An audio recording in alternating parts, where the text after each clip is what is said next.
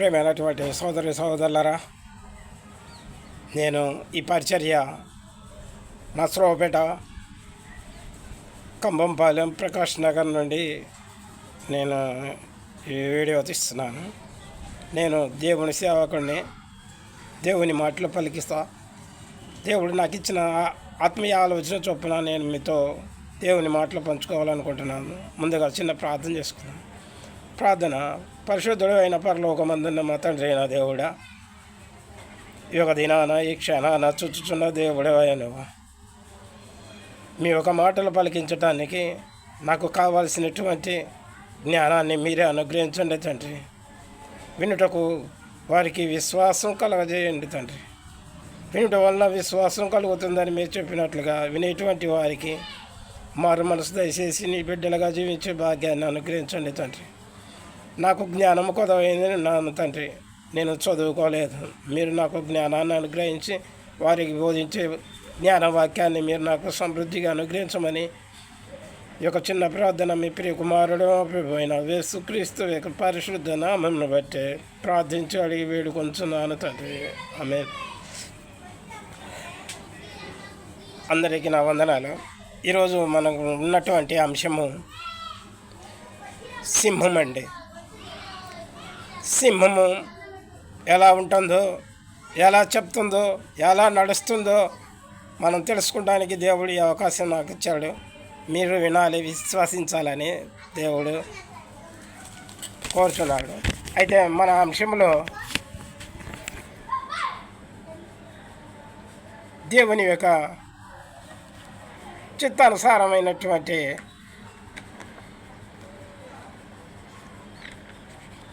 Bible లేఖనాలు మనం జ్ఞానించుకున్నాం.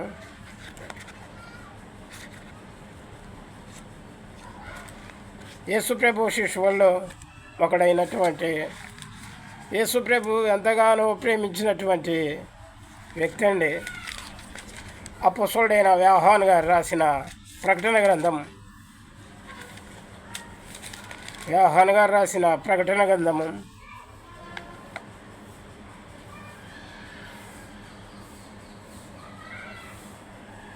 5వ అధ్యాయము 5వ వచనం ధ్యానించుకుందామంటే 5వ అధ్యాయము 5వ వచనం. ఆ పెద్దలలో ఒకడు ఏడువకము, ఇదిగో దావీదుకు చిగురైన వన్మార్కు లేక వేరైనా, దావీదుకు చిగురైన లేక వేరైన యూదా గోత్రపు సింహము 7 ముద్రలను తీసి ఆ గ్రంథమును ఇప్పుటకే జయము పొందెను అని నాతో చెప్పాను. అపోస్తలుడైన యోహాను గారు ఏడుస్తుంటే దేవదూత యోహాను గారితో చెప్పింది. ఏమని చెప్పిందండి? దావీదుకు చిగురైన యూదా గోత్రపు సింహం అండి. మనం ఇప్పుడున్నటువంటి అంశము సింహం. ఈ సింహము ఏ విధంగా దేవుని పరిచర్య చేయడానికి లోకానికి వచ్చాడో మనం తెలుసుకుందామండి. ఈ సింహమనబడిన ఆయన దేవుని కుమారుడైన యేసుక్రీస్తు, మన ప్రభు అయిన యేసుక్రీస్తు.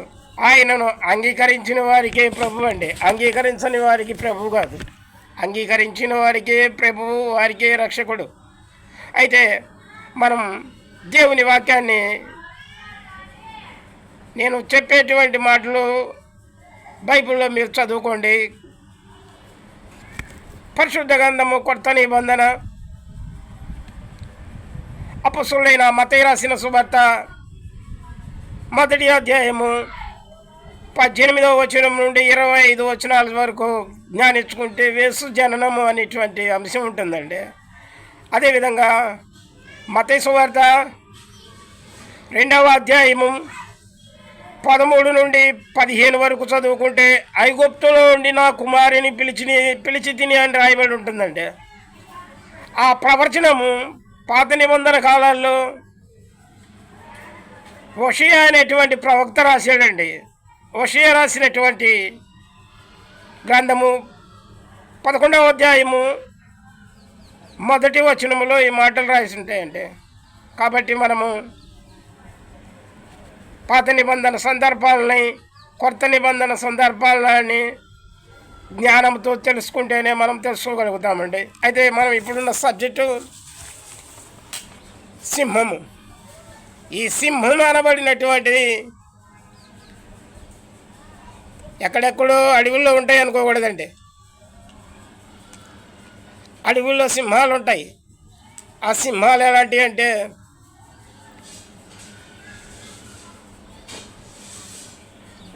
అవి వేటాడి వేరొక జంతువుల్ని తిని జీవించేటువంటి సింహాలండి. అయితే మనుషుల్లో ఉన్నటువంటి సింహం వేటాడదు కానండి, మనుషులకి కావాల్సినటువంటి కృపలు దీవెనలు ఇస్తూ ఉంటాడండి. ఆయనే మన ప్రభు అయిన యేసుక్రీస్తు. ఆయన పితారులు సింహాలేనండి. ఆయనకు యోసేపు తండ్రిగా పేరు పెట్టబడ్డాడండి. ఆయన తల్లివైన మరియా భర్త యోసేపు. ఈ యోసేపు యాకోబు కుమారుడు. యాకోబు దావీదు కుమారుడు. దావీదు యూదా కుమారుడు. యూదా తండ్రి యాకోబు కుమారుడు. యాకోబు ఇస్సాకు కుమారుడు. ఇస్సాకు అబ్రహాము కుమారుడు. ఇలాగా ఈ మేలు చేసేటువంటి సింహాలు ఉన్నారండి మానవుల్లో. కీడు చేసేటువంటి సింహాలు కూడా ఉన్నాయి. అవి కూడా మనం తెలుసుకోవాల్సిన విషయాలు దేవుడు ఇస్తాడు. ఇచ్చినప్పుడు తెలుసుకుందాం. ముందు మనకి సబ్జెక్టు మేలు చేసేటువంటి సింహం. ఈ మేలు చేసేటువంటి సింహము మనకి మేలు చేయడానికి చాలా కృషి చేశాడండి. ఆ కృషి ఎలాంటిదంటే, ఈ భూమిపైన సృష్టి ఆరంభము నుండి, అనగా ఈ భూమిపైన దేవుడు తన స్వరూపాన చేసినటువంటి ఆదినరుడైన ఆదాము నుండి ఈనాటి వరకు ఈ క్షణాన జన్మించిన ప్రతి ఒక్క పురుషుల్లో అయినా కానీ, స్త్రీల్లో కానీ, మనుషుల్లో మేలు చేసేటువంటి సింహాలు ఉంటాయంటండి.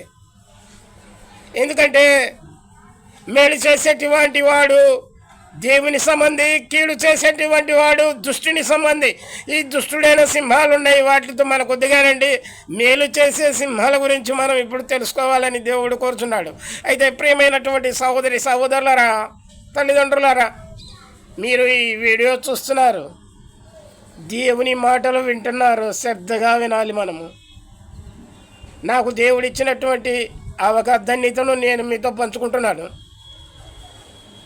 నేను మాత్రం ఇప్పుడు ఈ క్షణాన మీతో మాట్లాడటానికి కారణం ఏంటంటే, నేను కాదు. ఎందుకో చెప్పమంటారా? ఒక చిన్న విషయం చెప్తాను. అపొస్తలుడైన పౌలు సౌలుగా ఉన్నప్పుడు, సౌలుగా ఉన్న జీవితం వేరు, పౌలుగా మారిన జీవితం వేరండి. సౌలుగా ఉన్నప్పుడేమో ఈ లోకానుసారమైనటువంటి సింహంగా జీవించాడండి. పౌలుగా ఉన్నప్పుడేమో దేవుని సంబంధమైనటువంటి సింహంగా జీవించాడు. అలాంటి జీవితం నా జీవితం. ఆ ఒక పౌలుగా ఉన్నట్టు ఈ జీవితంలో ఆయన చేసినటువంటి త్యాగం చాలా గొప్పదంట. సౌలుగా ఉన్నప్పుడు చేసినటువంటి ఆ ఒక కీడు, ఆ ఒక దుస్తత్యము చాలా చెడ్డదంట. గొప్పదానికి చెడ్డదానికి వ్యత్యాసం ఉంటుందండి. అలాగే ఇప్పుడు నేనున్నాను. నా జీవితంలో నాకు జరిగినటువంటి సందర్భాలలో దేవుడు నాకు తోడుగా ఉండి మరలా నన్ను సింహంగా బతకడానికి దేవుడు నాకు చాలా కృపనిచ్చాడు. కాబట్టి నేను ఇప్పుడు సింహంగా మాట్లాడుతున్నాను. ఏ సింహంగా అంటే, పరలోక సంబంధమైనటువంటి మంచి సింహం. హల్లెలూయా, ప్రైజ్ ది లార్డ్. దుష్ట సింహం కాదండి. పరలోక సంబంధమైనటువంటి మంచి సింహంగా నేను ఇప్పుడు మీతో మాట్లాడుతున్నాను. కాబట్టి మీరు శ్రద్ధగా వినాలని దేవుని పేర మీకు మనవి చేస్తున్నా. ప్రియమైనటువంటి సహోదరి సహోదరులారా, అయితే మన ప్రభు అయినటువంటి మంచి సింహము ఎలా జన్మించాడో మనం తెలుసుకుందాం.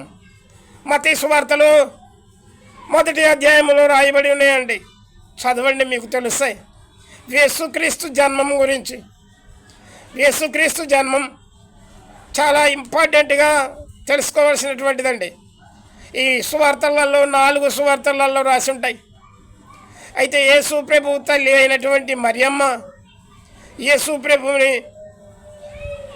యూదా దేశపు బెత్లెహేము గ్రామంలో జన్మించినప్పుడు, అప్పుడు సింహము పిల్ల పుట్టినప్పుడు, ఏ పిల్ల అండి? సింహము పిల్ల. ఈ సింహము పిల్లగానే నీతి న్యాయంగా వెదుగుతుందండి. ఆయన పితారులు నీతి న్యాయంగా ఎదిగారు. ఆయన పితారులు నీతి న్యాయంగా ఎదిగి దేవుని పట్ల చాలా విశ్వాసులుగా జీవించారండి. మంచి చేస్తూ ఉండేటువంటి వారు, చెడు చేసేటువంటి వారు కాదండి, మంచి చేసేటువంటి వారు.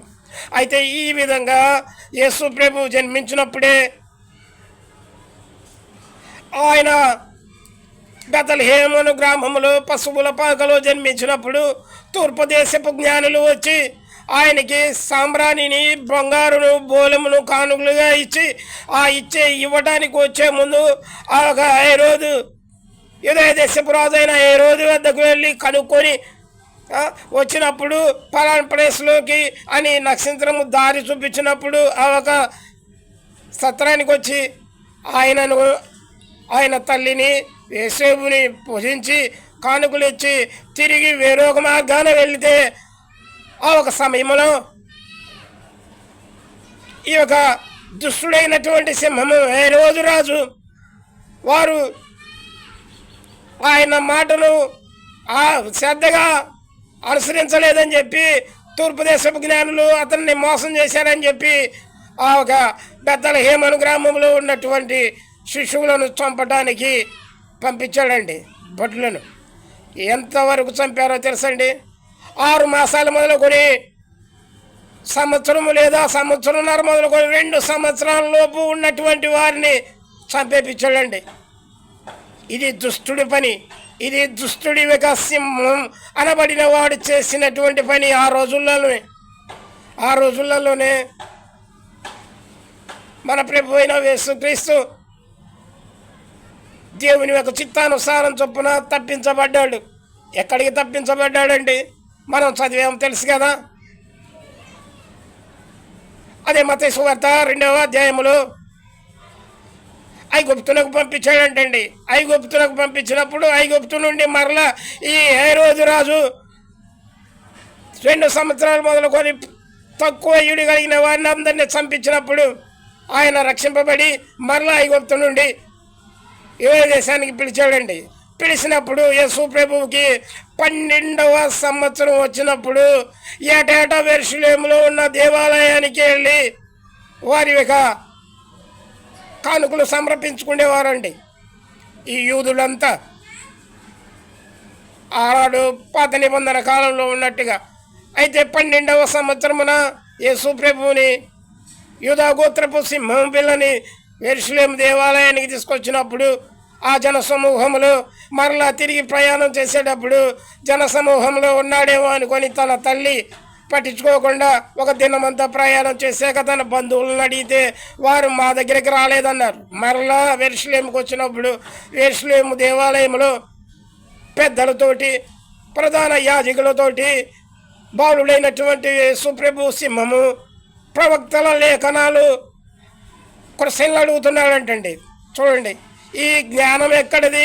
ఇతను బాలుడై ఉండి మనల్ని క్వశ్చన్ వేస్తున్నాయని ఎంతో పెద్ద వయసు కలిగిన ముసలోళ్ళు కూడా బిత్తరపోయారు. ఎందుకంటే దేవుని జ్ఞానం ఆయనకుంది కాబట్టి. అలా 12వ మాసం ఎదిగాడు. తర్వాత సువార్త సేవ ప్రారంభించాడండి. బాప్టిసం ఇచ్చే యోహాను వద్దకు వెళ్ళి బాప్టిసం పొంది ఒడ్డుకు వచ్చినాక పరిశుద్ధాత్మ శరీరకారముతో ఆయన పైన వాలి అప్పుడు పలికినటువంటి మాటలండి. ఈయన నా ప్రియ కుమారుడు, ఈయన యందు నేను ఆనందించుచున్నాను. ప్రైజ్ ది లార్డ్, హల్లెలూయా. ఆయనే యూదా గోత్రపు సింహం. ఈ యూదా గోత్రపు సింహము ఏమి చేసిందంటే ఈ సృష్టి పైన ఉన్న ప్రతి ఒక్క మానవుల్ని వేటాడి భుజించదండి. ఎందుకంటే ప్రతి ఒక్క మానవుడి కొరకు ఈ లోకానికి నేను వచ్చాను, నీ కొరకు నేను నా శరీరాన్ని, నా రక్తాన్ని, నా ప్రాణాన్ని త్యాగపెడుతున్నానని చెప్పేసి సిలువలో మరణించాడండి ఈ యూదా గోత్రపు సింహం. ఈ సింహాన్ని నువ్వు ధరించావంటే నీవు కూడా ఒక సింహముగా, ఎదురు లేని సింహముగా జీవించగలుగుతావు. ఈ సింహం యొక్క పవర్ అలాంటిది. ఎందుకంటే దేవుడు చెప్తున్నటువంటి మాటలు నేను చెప్పట్లేదండి. మనము విశ్వాసులమని ఈ లోకము తెలుసుకొని, ఈ లోకం అంతా తెలుసుకొని ఆ ఒక దుస్తత్యాన్ని వదిలి విశ్వాసత్యములోనికి, అనగా సింహములోనికి నడవాలంట. ఈ నీతి నిజాయితీ కలిగిన సింహములోకి నడిచినప్పుడే మనము దేవుని బిడ్డలంగా జీవించగలుగుతాం. దేవుడు చెప్పాడండి, ఏమని చెప్పాడో తెలుసా? ఆయన స్పష్టంగా పలికినటువంటి మాటలండి. యేసు ప్రభు వద్దకి ఈ యొక్క రాజు, హేరోదు రాజు, పిలాతు రాజులు అనబడినటువంటి వారు కొంతమంది బంధువులను పంపినప్పుడు యేసు ప్రభు స్పష్టంగా పలికినటువంటి మాటలు ఏంటంటే, మీరు వెళ్ళి ఆ దుష్ట సింహంతో, ఆ నక్కతోటి, ఆ తోడేలుతోటి నేను చెప్పింది చెప్పండి. నిన్న నేడు నేను దేవుడు నాకు ఇచ్చిన పని నేను నెరవేర్చాల్సిందే. ఆయనను నేడు రేపు నా దారిలో నేను వెళ్ళాల్సిందే. దేవుడు నాకు ఒక మార్గాన్ని చూపించాడు. ఏ మార్గాన్ని చూపించాడంటే, నేను నిన్ను మానవ రూపంగా ఈ లోకానికి పంపిస్తున్నాను.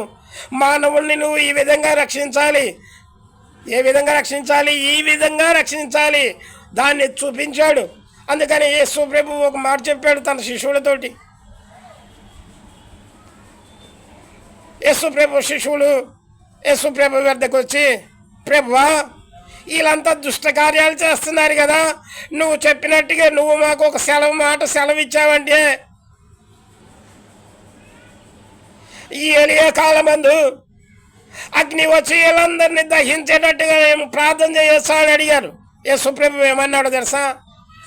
వద్దు, మనము ఈ సృష్టిలో ఉన్న ప్రతి మానవుణ్ణి లయపరచడానికి రాలేదు, రక్షించడానికి వచ్చాము. లయపరిచేటట్టయితే నేను ఈ క్షణాన దేవుడితో ఒక మాట చెప్తే 6,000 పుష్పములు 600 పుష్పములు జనాలు వచ్చారంట. దైవదూతలు ఒక్కొక్క పుష్పానికి వచ్చి 600 మంది ఖడ్గజాలు ఉంటారంట. ఒక్క ఖడ్గజాల ఖడ్గం పట్టుకుంటేనంట అందరినీ పిసి చేసేస్తారు. అలాంటి వాళ్ళంట దైవదూతలు. ఈయన చాలా శక్తిమంతులు అంటండి. వారు ఊరికట్లా ఊపితేనే ఈ భూమి పైన ఉన్న మానవులందరూ గాలి కొట్టుకొని వెళ్ళిపోతారంట. అలాంటి శక్తిమంతులు అనమాట దైవదూతలు. ఎందుకంటే ఈ దైవదూతల్లో ఉన్న శక్తి అలాంటిది. ఈ దైవదూతల్లో ఉన్న శక్తి ఎలాంటిదో ఒక చిన్న మాట చెప్తాను. ఒక రాజంట ఎంతో ఎత్తుగలిగినటువంటి బంగారు ప్రతిమను చేసుకున్నాడంటండి. అదేదో దేశం పాత నిబంధన, కానీ నాకు అవన్నీ అది గుర్తులేదులే, కాకపోతే మైండ్ సెట్ ఉంది, గుర్తులేదు. ఆ దేశపు రాజు ఆజ్ఞ ఇచ్చాడంటండి. ఏం ఆజ్ఞ ఇచ్చాడో తెలుసా? మన దేశంలో ఉన్న ఏ ఒక్కరైనా సరే ఈ ప్రతిమకు సాగిలపడి నమస్కరించకపోతే వారిని అదిగో పక్కన నేను ఎన్నో మనువుల కట్టెలు అంటే మామూలు కట్టెలు కాదండి, పెద్ద పెద్ద మానులు దహించినటువంటి కట్టెలంట, గుండం, అగ్నిగుండం. ఈ అగ్నిగుండంలో పడవేయాలని చెప్పారంట. అయితే ముగ్గురు మనుషులు సెబ్బెక్కు, సెగ్గు, మసెక్కు, ఏమో ముగ్గురు పేర్లు ఉన్నాయండి. అవి కూడా నాకు ఎక్కువగా మైండ్ సెట్ ఉండదు, నేను ఎందుకంటే చదువుకోలేదు. అయితే వారు మాత్రం ఒక మాట అంటున్నారు. ఏమంటున్నారు తెలుసా? మేము ఈ భూమిని ఆకాశాన్ని సృష్టించిన సృష్టికర్త అయిన దేవుని బిడ్డలము. నువ్వు పెట్టిన ఆపత్తికి సాగిలపడం మేము, ఎందుకంటే అది నీవు నీ యొక్క కుయుక్తితో చేసుకున్నటువంటి మూగ బొమ్మ. దానికి కళ్ళు ఉంటాయి, చేతులు ఉంటాయి, చెవులు ఉంటాయి, అన్నీ ఉంటాయి, పాదాలు ఉంటాయి. నడవమను, మాట్లాడమను, చూడమను, నా ప్రార్థనకు సమాధానం ఇవ్వమను. వాటికి చేత కాదు, మేము వాటికి సాగిలపడమన్నారు. అప్పుడు రాజు ఏమన్నాడంటే, ఇలా ముగ్గురు వేసుకెళ్ళి అగ్నిగుండంలో వేసేయండి అన్నారు. వేయటానికి పోయిన వాళ్ళు కూడా సచ్చారు, కానీ ఈ అగ్నిలో పడ్డ ఈ ముగ్గురు మాత్రం సజీవంగానే ఉన్నారంట. వారి యొక్క బట్టలు కాలేదు, వారి యొక్క ఎంటుకలు అంటారు ఏంటి సిరిసిపోలేదో ఏదో అంటారండి, అది కాలేదంట. ముగ్గురు వేస్తే నలుగురు కనపడుతున్నారు, ముగ్గురు మనుషులు వేస్తే నలుగురు కనపడుతున్నారు. ఇదేంటా అని బిత్తరపోయి, అయ్యలారా మీరేది ఇంకా కాలిపోలేదంటే, మేము కాలిపోలేదు, మా యందు దేవుడున్నాడు, ఆయన సర్వశక్తి కలిగిన దేవుడు అంటే, అయ్యలారా మీరు బయటికి రండి అని చెప్పి వాళ్ళ బయటికి పిలిపించి ఒక శతాధిపతులతోటి, సైనికులతోటి, అధికారులతోటి చెకప్ చేస్తే ఏమీ లేదు. అప్పుడు అంటున్నాడు ఆ రాజు, అయ్యా దేవుడు ఏందో నాకు ఈ దుస్తత్వాన్ని ఆలోచన ఇచ్చాడు, నేను ఇది చేశాను, ఈ జనులకు ఆజ్ఞకి ఇచ్చాను, నాది తప్పైంది. మీ దేవుడే సర్వశక్తి కలిగిన దేవుడు కాబట్టి ఆయనే సృష్టికర్త, మేము ఇక నుండి ఆయనే కొలుస్తామని దేవునిలోకి వచ్చారు. హల్లెలూయా, ప్రైజ్ ది లార్డ్. ఇది మానవుడు తెలుసుకోవాల్సినటువంటి ఆలోచన. నేను అన్యజనుల గురించి చెప్పట్లేదులేండి, ఎందుకంటే మీకు కోపాలు వచ్చి బీపీలు వచ్చి నన్ను ఏమైనా చేయగలుగుతారేమో. అయినా నాకు భయం లేదు, నాకు భయం లేదు. క్రీస్తు కొరకు నేను సావటానికైనా సిద్ధమే. ఛాలెంజ్ చేసి చెప్తున్నా. ఓకే, అయితే ప్రియమైనటువంటి సహోదరి సహోదరులారా, తండ్రిదండ్రులారా, మీరు సర్వశక్తి కలిగిన దేవుని పట్ల విశ్వాసం ఉంచాలి. ఆయనే సృష్టికర్త, ఆయనే మనల్ని సృష్టించినవాడు, ఆయనే మనకి రక్షణ. ఈ రక్షణని నువ్వు నిర్లక్ష్యం చేయక అంగీకరించి నమ్మి బాప్తిసం పొందావంటే రక్షణ ఉంది. నమ్మకపోతే నీకు నిత్య పాతాళపు నరకాగ్ని ఉంది, అందులో నీ యొక్క పురుగు చావదు, అగ్ని ఆరదు, వేదనకరమైనటువంటి దుస్థితి యుగ యుగాలు. నువ్వు నమ్మేవంటే పరలోకానికి వెళ్తావు, దేవుని మహిమ ముఖం దర్శనం చేసుకొని నిత్యము యుగ యుగాలు జీవిస్తావు. నీవు నమ్మి విశ్వసించు. చివరిగా చిన్న ప్రార్థన చేసుకున్నావు. ప్రార్థన.